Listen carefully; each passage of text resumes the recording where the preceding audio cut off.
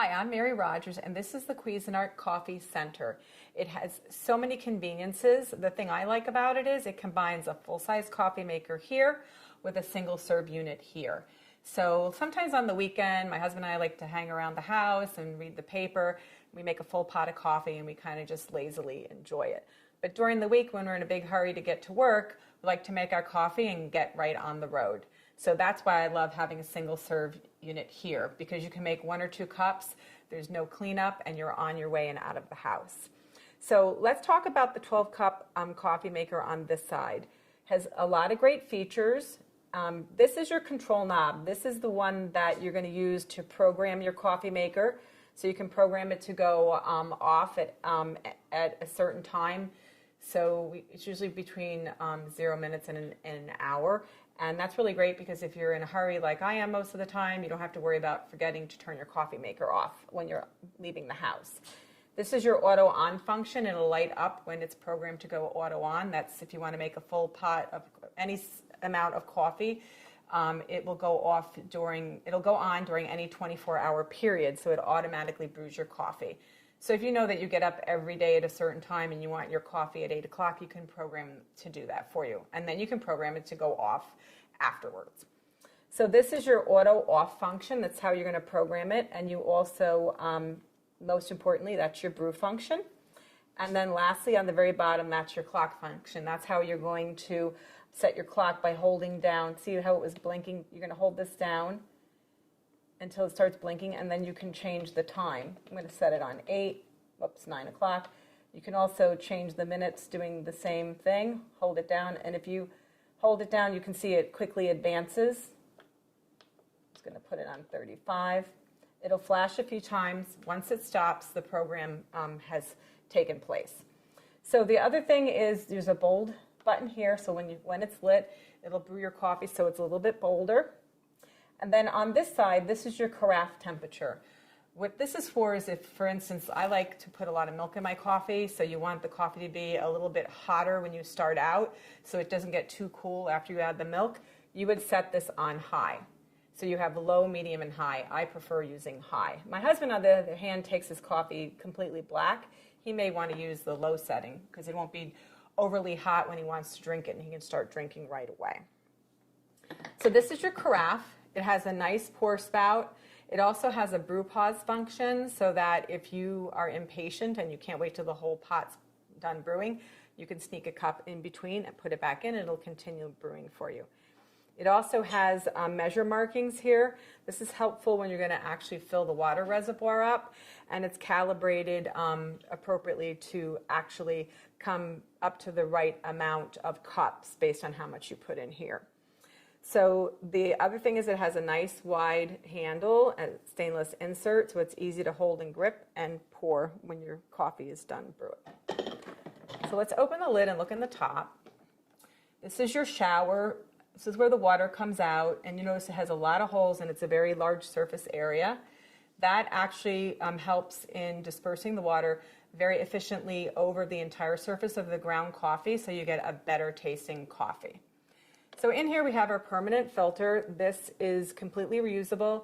I prefer this because you just dump out the grinds. You can put the grinds in your compost. It's really great for your garden. And then you can just rinse this out and reuse it. Another option is a paper filter, and we give you a few to start. When you put your paper filter in, you're supposed to fold this over like so. And believe it or not, a lot of people don't know that. I will tell you, I only learned that very recently myself. And then you put it in like so, and it fits much better than if you're trying to jam it in there without folding it. So some people prefer a paper filter because it removes the majority of the sediment. When you use the reusable filter, it tends to have a little more you'll see a little more like sediment in the bottom of your coffee pot. But either way, you know, it makes for a great cup of coffee. So what we're going to do is I put 8 cups. I'm just going to turn this around so you can see it. This is your water reservoir. We filled it up in advance for 8 cups. So now I'm just going to start brewing a pot of coffee by adding 1 scoop per cup. So it'll be 8 scoops. So that's what we recommend. You can adjust accordingly. So 2, 3, 4, 5, 6, 7, and last one, 8. So I'm going to start brewing a full pot, and I'm going to talk to you about the single serve unit. So we're just going to turn this on. Now I just want to make one mention of something, because a lot of coffee pots, you just plug them in and they power up automatically. This unit has a power switch on the side here. I'm just going to turn it off so you can see, and then turn it back on so you can see it lights up. Make sure you have that on, because the first time I used this, I made the mistake and I didn't have it powered up properly. So we're going to start brewing by just pressing the brew button, and it'll start brewing for you while we talk about our single serve unit. Like I said, it's super convenient to have a combination unit with both. What you do is, this is your lid. What you do is you just put a K-cup right in here, any type that you like, and it also comes with this Home Barista reusable filter. Just open the lid.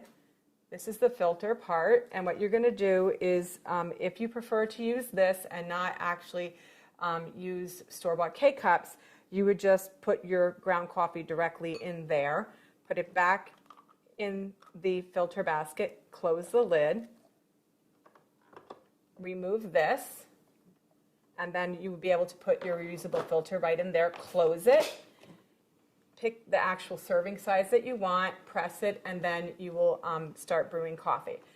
So let me show you how to do it if you're just going to use a regular K-cup. So I'm just going to line this back up. The arrow goes in the back, and you just close this. So what we're going to do is take any type of K-cup that you want. Like I said, regular coffee, tea, hot cocoa. There's also soups. You just pop it in, press the lid down, put your cup here. Now, at this point, if you're going to be doing a travel mug, you remove this drip tray and you slide your travel mug right in there. The drip tray is completely cleanable. You can put it right in the dishwasher, rinse it in the sink, pop it back in. So I just wanted to let you know, I waited until this was completely brewed so that I could show you how to use your single serve portion of the unit. Even though these are completely independently operating coffee makers, you can only use one at a time. So you're either going to be brewing a full pot or you can be using your single serve.